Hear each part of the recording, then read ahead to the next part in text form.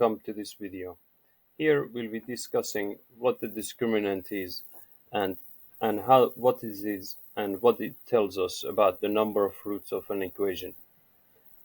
The discriminant is mainly part of a quadratic formula where you you'll figure out whether the equation has a solution and whether it's one solution or two solutions. So the part that's circled here, b squared minus 4ac, is better known as the discriminant because it helps us to discriminate whether the equation is solvable or not. Alright, so it determines how many solutions there is. If the square root turns out to be 0, actually there is only one solution, and that solution will be just b negative b over 2a. Alright, so I'm saying if the square root of uh, the square root is 0, this part will equal to 0. That means that b squared must equal to 4ac. Alright, so there is going to be a situation where x value is just equals to negative b over 2a, and that's the situations where you have the graph being tangent to the x-axis or x-axis being tangent to the graph. Alright, this is the points where you get one solution. You might also have a quadratic that looks like so. Alright, so both of these points is where this square root is equal to 0. Now let's look at other situations and what other possibilities there are. There is possibility that the discriminant is positive, and there is possibility that the discriminant is 0, and there is a possibility that discriminant is negative.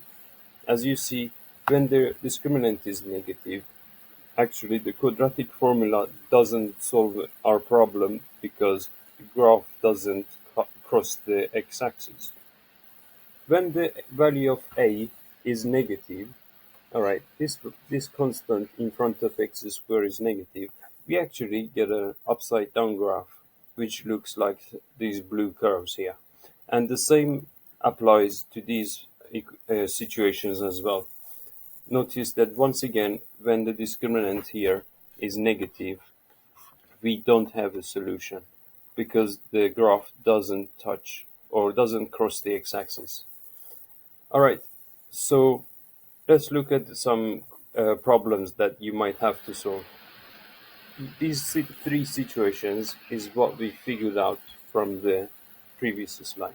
So in this example, we've been told that find the value of k for which the roots will be equal.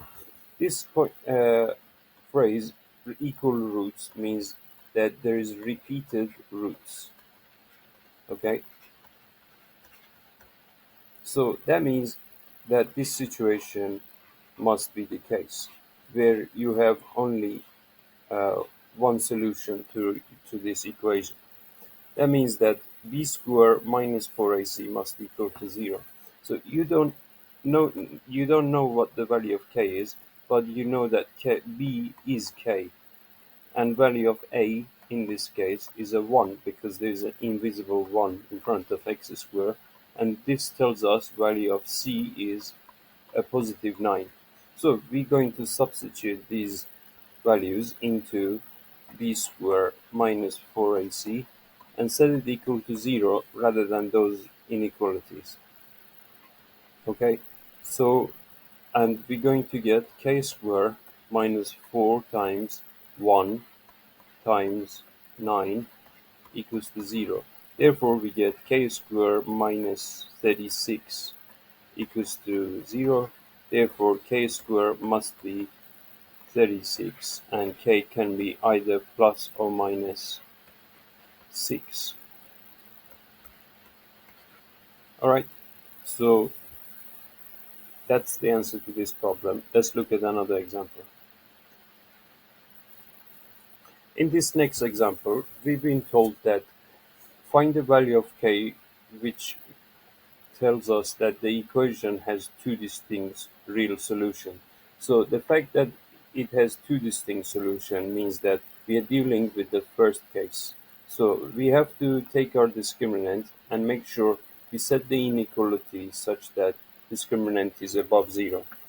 Therefore, we're going to take our a, b, and c from the equation, a being 1 because there is a plus 1 in front of x squared, b is going to be a positive 4, and c is a k value.